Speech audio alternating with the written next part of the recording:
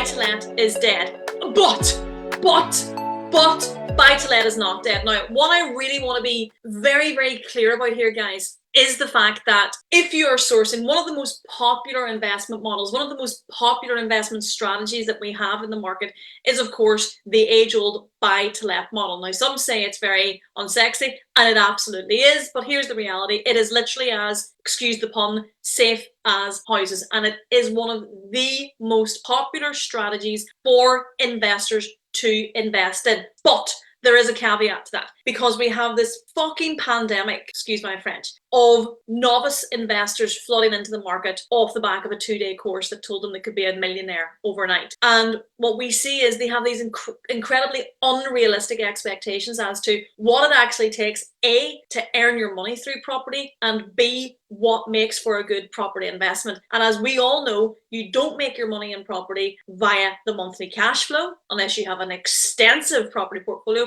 but you make it through the capital appreciation. And buy-to-let has stood the test of time with that time and time and time again. If you are running a sourcing business, you will likely, and if your model is sourcing buy-to-lets in your area, you will likely come up against investors, the wrong kind, might I add, who will have objections in relation to the viability of buy-to-let as a whole in the current market. But it is your job if you're running a sourcing business, and it is your job if you specialize in sourcing buy-to-let properties. The onus is on you. Let me be very clear. The onus is on you to be able to articulate why buy-to-let is not dead. The onus is on you is to be able to articulate why buy-to-let is still a smart investment model, and the onus is on you to articulate why it's a good idea in your area. Now, this is specifically if buy-to-let is your thing. So let me be very clear. Buy-to-let is not dead. Are you hearing that? It's not dead. But the amount of times that I have heard this from investors or anyone trying to convince themselves that the next shiny penny is the way to go, right? Here are my thoughts on buy-to-let, and what I really want you to do, guys, if you're listening to this back, make notes on this, because this will be a really useful objection handler planner for you the next time you come up against an investor who says, fucking buy-to-let, it doesn't work anymore. It doesn't work. It fucking does. So here are 3 or 4 points that can help you handle those objections. Number 1, right? Let's be clear. You make your money in property when you buy. I'm going to say that again. You make your money in property when you buy. Can we then add, value thereafter? Of course. Is that our preferred model? Absolutely. But the reality is, guys, high interest rates of 6 and 7% now, specifically if you're buying within an SPV limited company, they only serve to highlight the properties that were fucking never good investments to begin with. Buying in areas of high capital appreciation might sound good, might look good, might make your ego feel good on paper when the value increases. But here's the reality. If the yields on the properties that you are buying are fucking pulling your pants down every single month from a cash flow perspective, then red flag, you've made a bad investment decision. So opt for high yielding properties from the get-go. They absolutely exist. How to get those is maybe another podcast, but they do exist.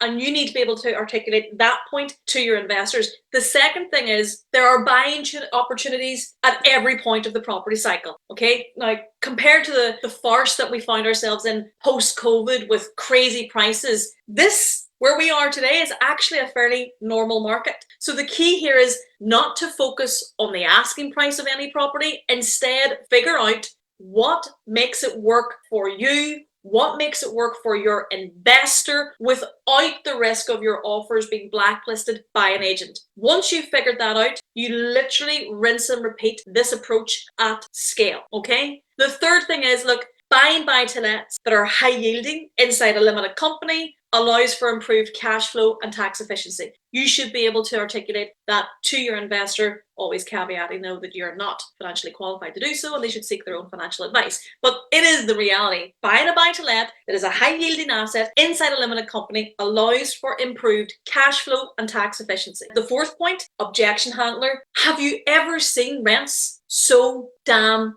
high? The rental market has risen significantly, guys, post-COVID, significantly. And with the lower interest rates on mortgages creeping in, I got like 3.99% on 2 refinances a fortnight ago. It means you can lock in lower rates for longer time frames and still benefit of the uplifted monthly cash flow. And last but not least, demand for homes is off the charts. So if you are running a property sourcing business, or if you are a property investor yourself and you have sourcing on the side, hear this loud and clear. Buy to let is not dead. Okay, buy to let is not dead, and you absolutely must be able to articulate this to any potential investors that you're dealing with who are considering coming on board your sourcing business and engaging your services to help build their portfolio, to help scale their portfolio. If your strategy is buy to let, if you source buy to lets in Glasgow, Aberdeen, Yorkshire, Leeds, Belfast, Manchester, Liverpool, wherever you are across the Northern Ireland and the UK, if buy to let is your chosen model to specialize in, you need to be able to articulate these objections, because you will almost certainly come up against them from less astute novice investors. So I hope this has been useful, guys. As promised, I really want to jump in